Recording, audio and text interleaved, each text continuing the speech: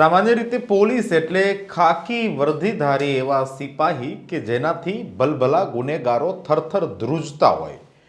પણ જ્યારે કોરોના કાળ હતો અથવા તો એમ કહો કે જ્યારે પણ કોઈ કુદરતી આફત આવે કે પછી કૃત્રિમ હોનારત જેવું થાય ત્યારે પોલીસનો માનવીય ચહેરો લોકોને અનુભવ કરવા મળતો હોય છે. એનો અનુભવ જેને થાય એને ખબર પડે કે ગુનેગારો માટે પોલીસ દંડાધારી તો છે જ, પણ લોકો માટે દિલધારી. અને એ પણ કેવું દિલ? દરિયા દિલ, રહેમ દિલ. આવી જ એક દિલદારી ગુજરાત પોલીસે બતાવી છે અને એ દિલદારીના અને દરિયાદિલીના ચારે કોર વખાણ થઈ રહ્યા છે. કેમ ન થાય?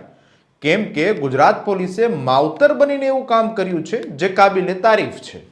શું છે આ કાબિલે તારીફ વાત? વિગતે ચર્ચા કરીએ.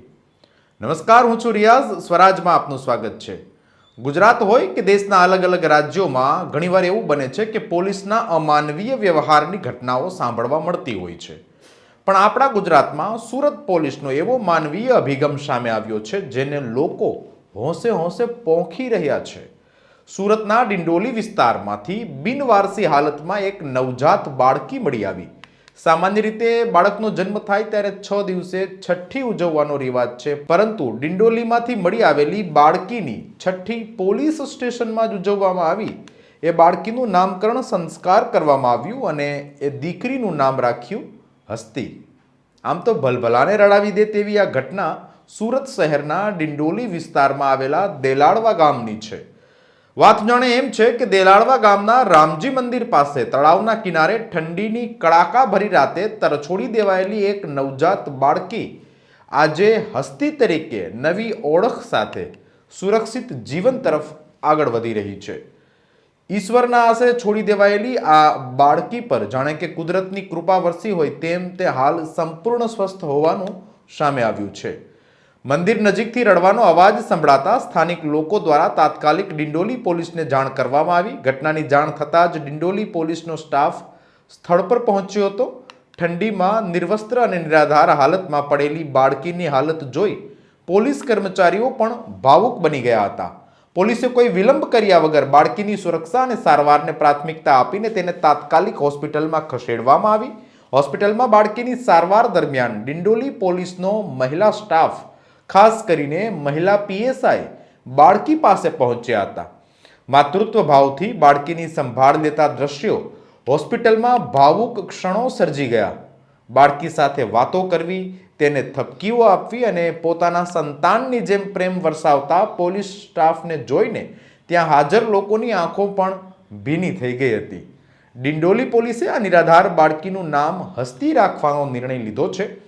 જે સમયે બિનવારસી હાલતમાં બાળકી મળી આવી તે રાત ખૂબ જ ઠંડી હતી. તેમ છતાં પણ બાળકી માત્ર સુરક્ષિત હતી એટલું જ નહીં, પણ રડતી પણ નહોતી. જ્યારે બાળકીને 108 એમ્બ્યુલન્સ મારફતે હોસ્પિટલ લઈ જવામાં આવી ત્યારે પણ તે રડતી નહોતી અને તેનો માસૂમ ચહેરો હસતો ખીલતો હતો.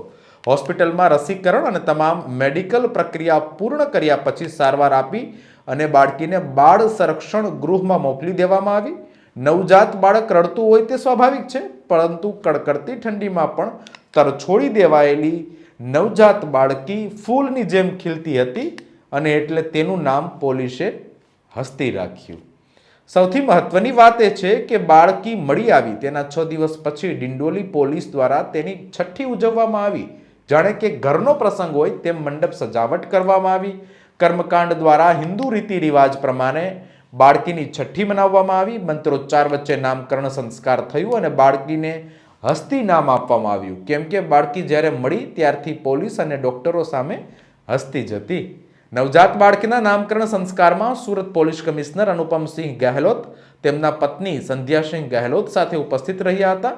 બંને પતિ પત્નીએ દરેક વિધિ વિધાનમાં ભાગ લીધો અને બાળકીના ઉજ્જવળ ભવિષ્ય માટે કામના વ્યક્ત કરી હતી.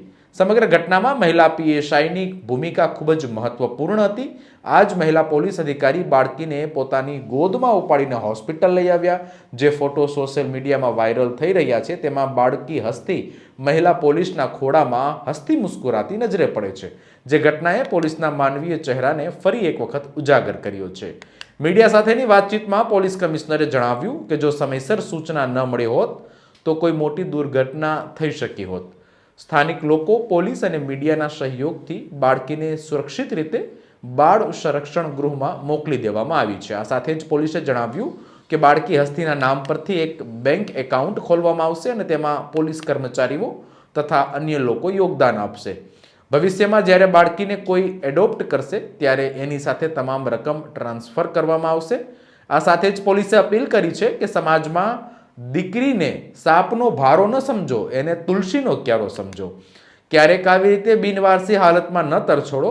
કાયદાની ફરજ સાથે સંવેદના અને માનવતાને મહત્વ આપતી ડિંડોલી પોલીસે એકવાર ફરી સાબિત કર્યું છે કે પોલીસ માત્ર કાયદો અમલમાં મૂકતી સંસ્થા નથી, પરંતુ મુશ્કેલીમાં આવેલા દરેક નિરાધાર માટે આશાનો દીવો પણ છે.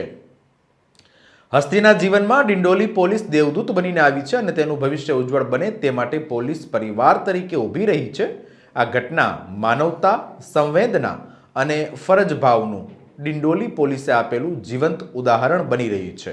ડિંડોલી પોલીસે કરેલા માનવીય કામથી એક વાત જરૂર કહેવાનું મન થાય કે ખાખી વર્દી પાછળ પણ એક દિલ ધબકે છે. સમાચારોમાં અત્યારે બસ આટલું જ. વિડીયો ગમે તો લાઈક કરો, શેર કરો અને સ્વરાજ ચેનલ સબસ્ક્રાઇબ કરવાનું ભૂલશો નહીં. ધન્યવાદ.